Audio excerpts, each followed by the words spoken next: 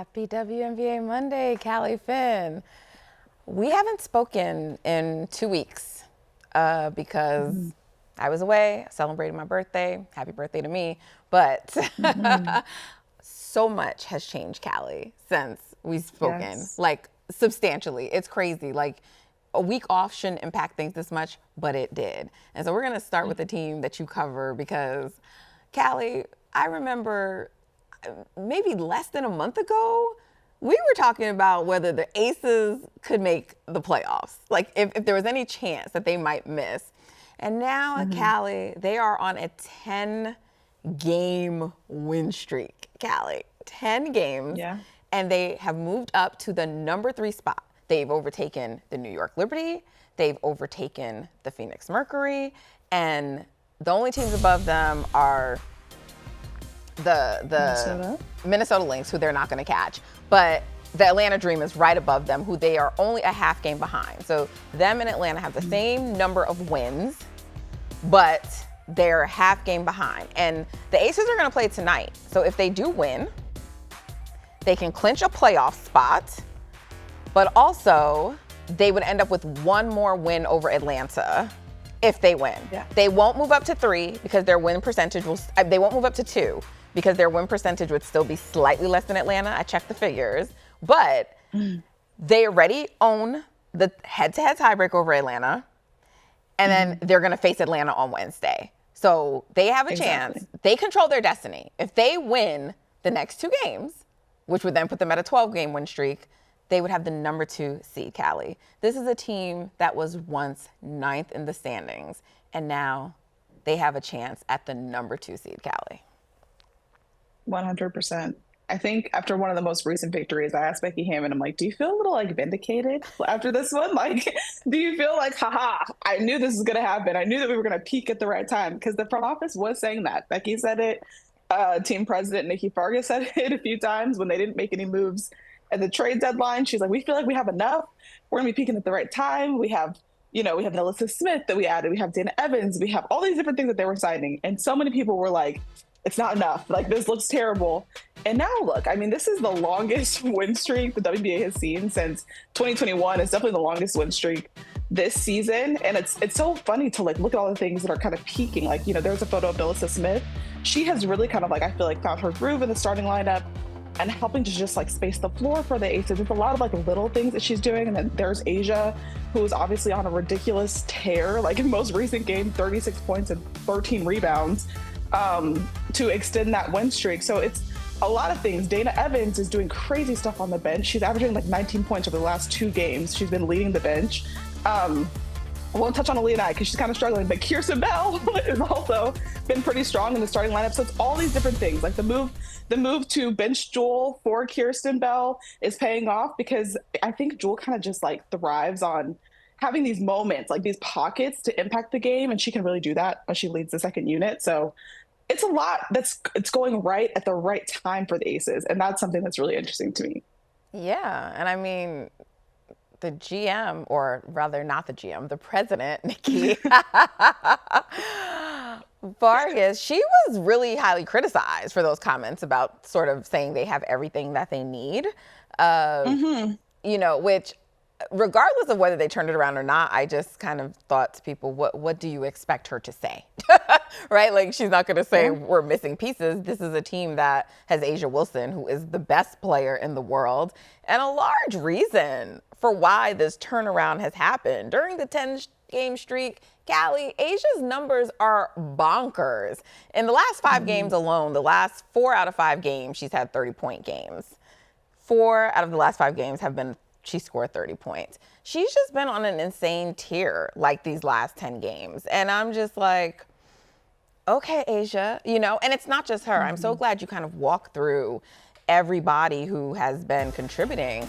But Callie, look at these numbers. Look at that. I mean, that's absurd. I think I know we're going to get into this later, but like, it's so funny just like looking at these numbers and like hearing people like Becky Hammond be like, this is not normal. Like, let's not take this for granted. And I know it's kind of like Asia has set her own bar. Like last season with the unanimous MVP and all these things, she was setting all these different records. And so I think that's kind of just like what you come to expect from a player of her caliber. But if you like, just like seeing it laid out like that, it really is like absurd, is it not? You know, like Well, it's not normal. It's very absurd. I mean, yesterday alone, they played the Washington Mystics, and they actually started that game a little slow. They were on the road, and I know people are like, is the win streak going to snap? Which we should mention, that is their longest win streak, right? And so they start off slow, and then Asia is just like, okay, no. You know, we're not going to let this happen. She finishes the game with 36 points, Callie, 13 rebounds, 2 blocks, 2 steals. Like, this is insane, Callie. Yeah. I mean, she was getting MVP chance in that arena. And there are only on a road game. On a road game. There are only a handful of players that can do that in the NBA or the WNBA. And I bring that up because, I mean, you are real, like, that happens to Stephen Curry. You know what I mean? That happened to Kobe when he used to play. Like, superstar status. You know, that's what we're talking about. And she's on the road getting those kind of chances. And in general, when the Aces would score, I was hearing, like, really loud cheers and chants and like this was coming off like an Aces home game. You know, the crowd was definitely in favor of the Aces, or there was a good portion of them in favor of the Aces. So obviously Asia Wilson is the catalyst for this. But, you know, you mentioned Dana Evans. I feel like we can't say enough about her, but she's just been so good. Like, if she would have been playing like this all year, she could have been like a 6th player of the year candidate. And she really is their true 6th player of the year because Jewel comes off the bench, but she plays starter minutes. Anybody who's like an NBA watcher, it's very similar to what Andre Iguodala used to do for the Warriors, right? So if you think of Jewel in that way, like Dana is like their true sixth person. You know, it's just been incredible. Jackie Young has been incredible, you know? Like, I feel like she's on the fringes of like, should she be on an all WNBA team with the way she's been playing, you know? And so Chelsea Gray. Gray. I was waiting for you to mention Chelsea. Yes, because listen, there were a lot of questions about Chelsea. You know, she came off of Unrivaled looking great, and then the season has been like very up and down, but she has been incredible, you know, of late. So I got to tell you, I think the Aces are going to capture the 2 seed. I always knew getting to 4 was possible because the standings were so close and no teams really created separation. But I was like, I don't know if they're going to get all the way to 2. And the reason I question that, Callie, is because, like, yeah, if you go on a 10-game win streak, you can get to 2. But I don't think anyone anticipated 10 straight games of winning, you know? And so here we are, you know? And so, look, they really have to sort of win out because if they win out, they control their destiny. So that's literally it. But that's a lot to ask for. But they're set up to do it, Callie. They have a road game against the Chicago Sky tonight. Chicago Sky has been eliminated from the playoffs. Look, Angel Reese is back. The Skyscrapers are playing great. So it's not, and Chicago has played them well in the past. So I'm not suggesting this is a game they should take lightly, but 100%. This is a team that if you're really truly trying to tell us that you're back to being a team that can contend, you got to go into Chicago and beat the Chicago Sky. And then on Wednesday, they face the Atlanta Dream, who, again, they already own the tiebreaker over, which is very important. This is why I think the Aces are set up to get the 2 seed.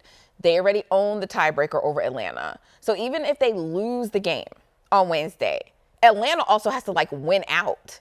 Because if they end up with the same record as the Aces will be the number 2 seed. Callie, the Aces should be aiming for the number 2 seed. They want to, in my opinion, I'm not trying to disrespect like the champs. Well, you don't even have to give an opinion. Becky Hammond has said that. Like, I overheard her at Shooter. Okay. Like, she'll say it all the time. Like, we want the 2 seed. We want the 2 seed. So that's you don't have to opine on that one. That's the reality. Right. And every team is going to say like they want the highest seed, but like just for people watching us, I need people to understand what that could mean to the Aces by getting the 2 seed. Because right now, the New York Liberty, who we're about to talk about, has dropped to the 5. And they do have an uphill battle to even get back into the top 4. But even if the Liberty are 4 or 5, Callie, it doesn't matter. They're on the same side of the bracket as the Minnesota Lynx. That means that the Aces, if they can stay in the 2 or 3 spot, they have a path to get back to the finals where they will only have to see one of those teams most likely. That is an incredible, favorable path. And we were talking about this team potentially not getting back to the finals. We're talking about this team. What are they going to do? Are they even going to like protect all their players? And like now you're like, this team could really legitimately get to the finals, right? And so they need to get that 2 seed. They also, I just want to say, their defense needs to improve, Callie. It is getting better, but even over this 10-game winning streak, it's the offense. But you're starting to see the defense turn around. Over the 10-game winning streak, their defense would be 6th in the league. You want to try to get that like in the top. But they overall for the season, they have the 9th ranked defense.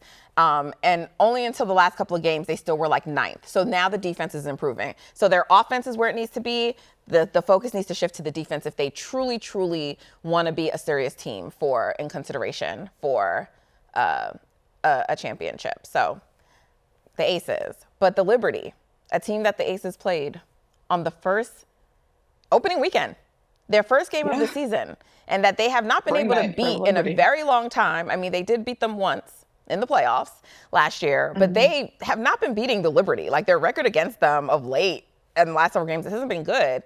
The Liberty are in the 5 spot, Callie. Just what do you make of the Liberty falling to 5? I mean, I think a lot of it comes, and I know that you're going to have something to say about this, but I think a lot of it comes down to the health of this team. I mean, like and to be fair, they haven't been at full strength since like the second game of the season. Right? They still started the campaign on a 9-game win streak, but it seems like every single time they get somebody back, there's another player that's down. I will say things get a little bit interesting tonight. I guess they're going into a game against the Connecticut Sun. Okay, well, I guess we'll look at the standings and see where they're at. There they are in the 5 spot, and like you mentioned, that's probably not where they want to be. And they've got an uphill battle to climb to really like end their season. They're 2 games behind the second place Dream, which actually isn't that bad, with only 7 games left. But it's kind of like, what do you have to do for the remainder of the season to get, to where you want to be, which I would imagine. The only team they have a tiebreaker over are the Aces. So right now, right now the Mercury lead the season series 2-1. They will face the Mercury one more time. Atlanta, they actually right now lead the season series. No, they don't. Over the weekend when they just lost to Atlanta tied up the season series, so they no longer own. It's split 2-2. So that's what I'm saying. It's a harder path. It's feasible, but it's a harder path. Yeah. What I was going to say, though, is I think it gets, a little bit interesting because they might get Brianna Stewart back tonight, right? So she's back. It's been reported. She's back tonight, and Sabrina Ionescu missed the last game. She's also back. Yeah. So I think that those are big things because it's like they've gone through 13 different starting lineups this season. They might be able to revert to one that's a little bit more familiar. And then also just Brianna Stewart's defense, she's huge. I know that, something that a lot of people like to talk about is her impact on the defensive rating. I don't know those numbers exactly, but I know that the Liberty's defensive rating before Stewie missed a few games was better than it has been without her. She impacts the defense in a big way. She's a big rebounder. 6.8 boards per game is huge. So all these little things, it's if you can get her back, maybe that'll stir up some momentum. It feels like anything is possible. We just talked about how quickly things have changed since the last time we talked. And maybe things could change for the Liberty. Who knows? Yeah, their defense drops off substantially without Brianna Stewart. Yeah. Okay, so before the injury at 97.2, they were top in the league before. Now, since she's been out over that time, 106.8, which is the 4th worst mark, okay? So, and that's worse than I thought. Her help defense is a big part of that, to be honest, in addition to the rebounding and just other stuff that she does. So we will see. But they do have an uphill battle. I don't want to make it seem like they don't. They do. Even though the standings are tight because of tiebreakers and all that stuff, it is an uphill battle. So we will see. Callie, there's going to be so much to talk about in the coming days, so we will be back next week. But thank y'all for tuning in to the WNBA on NBC. Woo! Close out to the season. Make sure you subscribe to our YouTube channel so you don't miss out.